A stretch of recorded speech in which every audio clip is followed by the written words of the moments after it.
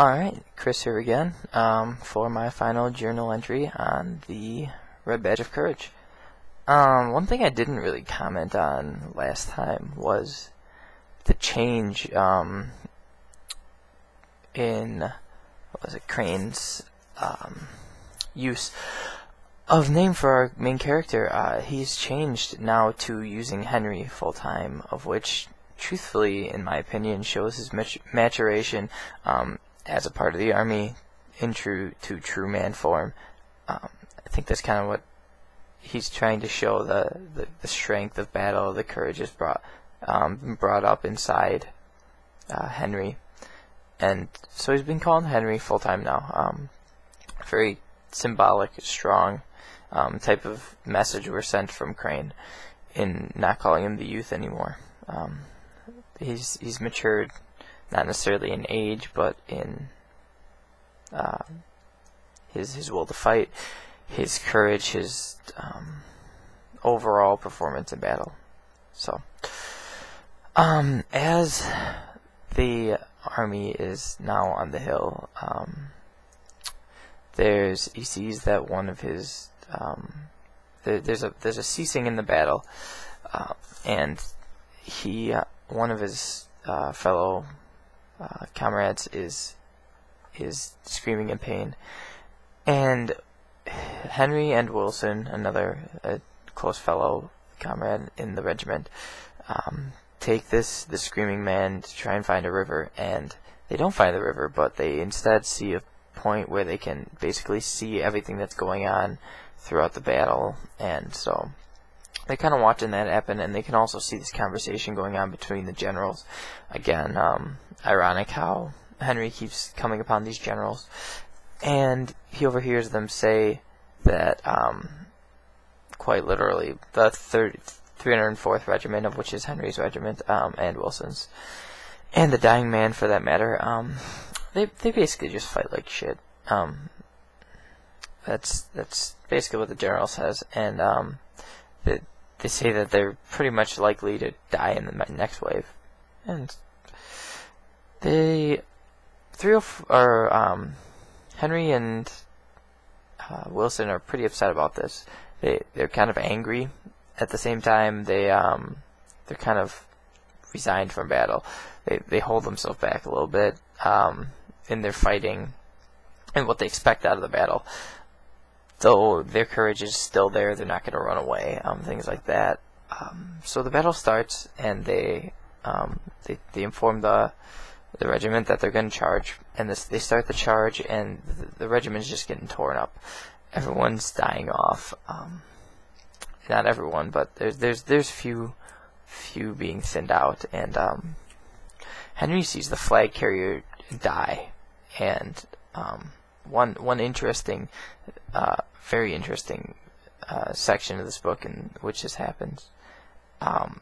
As he sees the flag carrier go down, he actually picks up the flag and carries it himself and bears it, and it's kind of this symbolic thing of, I'm here, I'm carrying the standard for this army, and it's this really symbolic scene, this nice, powerful, I'm holding the standard, I'm representing this army, I'm putting everything I have to be courageous, and though he knows that his army or his regiment shouldn't win this battle, he's still in it full blow, and it's just the strong symbol that Crane gives us. When after this battle, they end up actually winning. There's a short break. They head back to the encampment, and the 304th is again criticized for fighting like crap. The rest of the regiment. That's why most of them are dying off. They're kind of falling apart with their bad fighting skills. Kind of are, well, just bad. But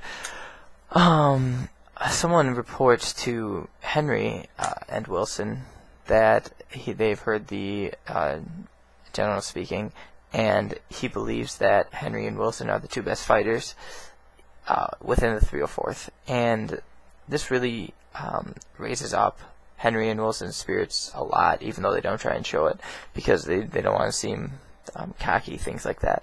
But it really brings Henry and Wilson's mind up a little bit. They were in this kind of depressed state of, oh, our regiment can't do anything, they don't see us, they don't respect us, and they're kind of brought back up and ready for the next battle and energized by this comment they hear.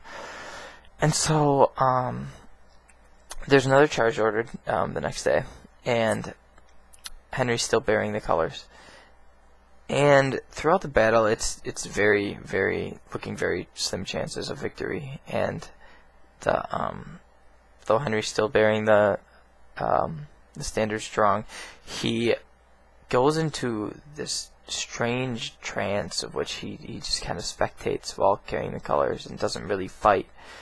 And it's kind of symbolic of the deterioration that has happened within Henry, of which it's still there within him. This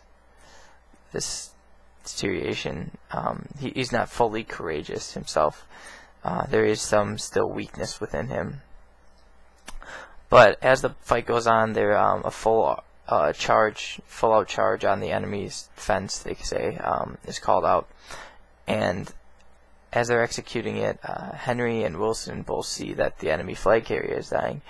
And there's this big scene in which the two kind of race, fighting over to try and bear the enemy's flag standard. Just kind of has this like powerful image of glory, and we've overtaken the enemy. And Wilson actually succeeds in getting the enemy colors. But it's just this big glorious scene of, wow, we've overcome this enemy. When the odds are against us, with some of the worst fighters, and they do overcome this enemy.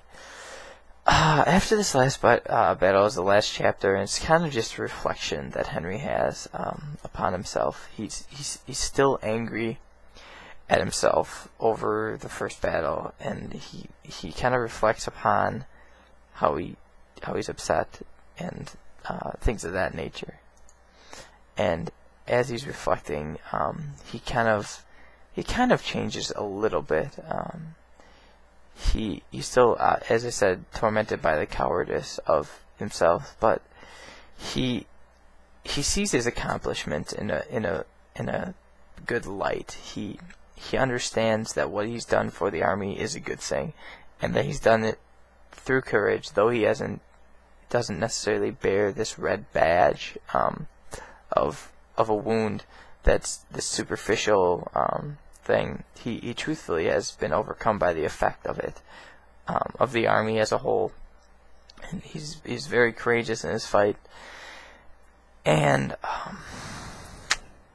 he finally is able to put aside the guilt for abandoning the army, and sees himself in this light as a true soldier. And it's kind of what the book, in my opinion, is about, him overcoming this burden of this fear he overcame, and truthfully becoming a soldier, and a courageous one. And at the end, of course, there's the ray of light breaking through the clouds. Blah, powerful symbol, happiness, all is good. So overall, I mean, the book was decent. Slow starting, not very interesting. As they got through, though, I mean, as the themes were kind of revealed, it was a little bit better. I can respect it. The theme of this red badge of courage, of the wounded in battle having this just glory that they're fighting for, or this extra courage. And I think that Crane's trying to comment that you don't necessarily need this wound to be this courageous fighter, as our Henry is risen up, even though he does kind of skip out of that fight and things like that. So yeah, this has been my journal for Red Badge of Courage. Hope you enjoyed, and good night.